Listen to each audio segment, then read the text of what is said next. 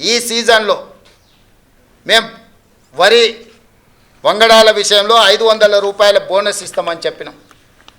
చాలా అపోహలు సృష్టించే ప్రయత్నం చేసిండ్రు.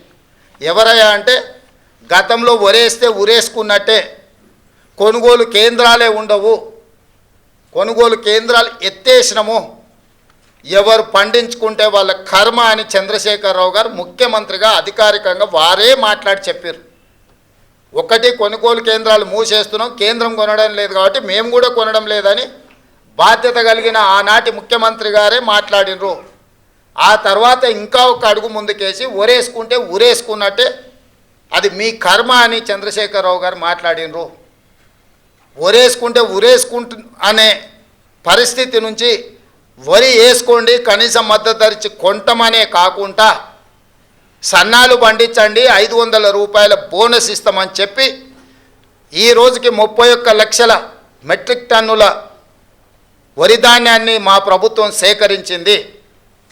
500 రూపాయల బోనస్ కొనసాగుతుంది.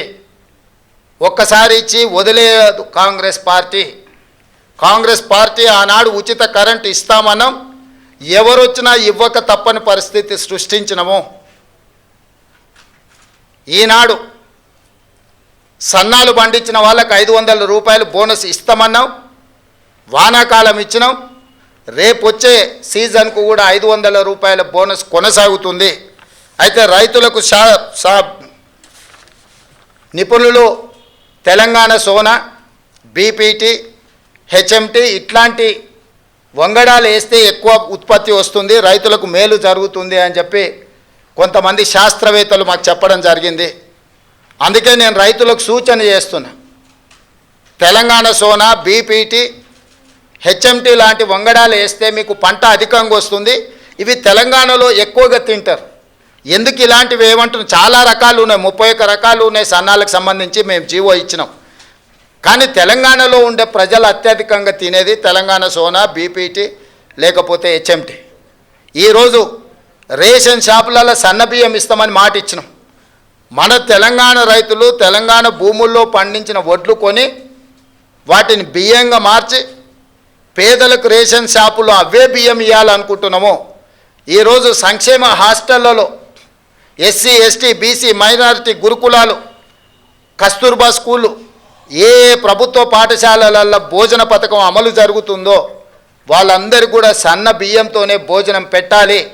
అది తెలంగాణ నేల మీద పండిన పంటలతోనే వాళ్ళ కడుపు నింపాలన్న ఆలోచన చేస్తున్నాము. నేను రైతులకు విజ్ఞప్తి చేస్తున్నా, మీరు నాణ్యత కలిగిన సన్న వడ్లు పండిస్తే అవి బియ్యంగా మారి తిరిగి మన పేదల కడుపు నింపడానికి అవకాశం ఉంటుంది. ఈరోజు మీరు పండించే సన్న వడ్లు ఎఫ్సిఐకో ఇతర రాష్ట్రాలకో తరలించకుండా తెలంగాణ ప్రజలకే మళ్ళీ బియ్యం రూపంలో పేదలకే పంచాలనుకుంటున్నాం. కాబట్టి మీరు పండించే పంట మళ్ళీ మన వాళ్ళే భోజనం చేస్తారు. కాబట్టి దాని పట్ల కూడా తెలంగాణ రైతాంగం సన్నాలు పండించాల్సిందిగా నేను సూచన చేస్తున్నా. కాబట్టి ఈ విషయాలలో ఎలాంటి అపోహలకు తావు ఇవ్వకండి మీడియా మిత్రులారా. మీ వైపు నుంచి కూడా సహకారం అవసరం ఉన్నది. ఏంటంటే ఈ పథకాలు అమలు చేయడమే కాదు, అమలు చేస్తున్న విధానం కూడా ప్రజలకు చేరాలి. ఆ విధానాన్ని వివరించాల్సిన బాధ్యత రైతు బిడ్డలుగా మీ మీద ఉన్నది. ఇక్కడ ఉన్న వాళ్ళు 99% గ్రామీణ ప్రాంతాలలో రైతుల బిడ్డలే ఈరోజు పాత్రికేయులుగా ఇక్కడ ఉన్నారు. ఇది రైతులకు సంబంధించిన విషయము.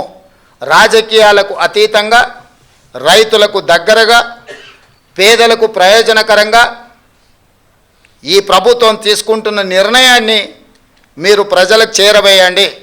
రాజకీయపరమైన భిన్న అభిప్రాయాలు ఏమైనా ఉంటే వేరే సందర్భంలో వాటి మీద చర్చించుకుందాము. ఇది రాజకీయాలు చేసే సందర్భం కాదు. పాలకపక్షమైనా ప్రతిపక్షమైనా ప్రజాప్రతినిధులైనా పాత్రికేయ మిత్రులైనా ఒక బాధ్యతతో ఒక యజ్ఞంలాగా భావించి ప్రభుత్వం చేపడుతున్న ఈ యొక్క మంచి విధానాన్ని రైతులకు చేరవేయండి. వాళ్ళకు భరోసా విశ్వాసాన్ని కల్పించండి. రైతు భరోసా విషయంలో భరోసా కల్పించండి. బోనస్ విషయంలో వాళ్ళకు భరోసా కల్పించండి. ఈ ప్రభుత్వం రైతుల కోసమే ఉన్నది. వ్యవసాయం దండుగ కాదు, వ్యవసాయం పండుగ చెయ్యాలి, చేసి చూపిస్తాం. ఇప్పటివరకు చేసినాం, భవిష్యత్తులో కొనసాగిస్తాం.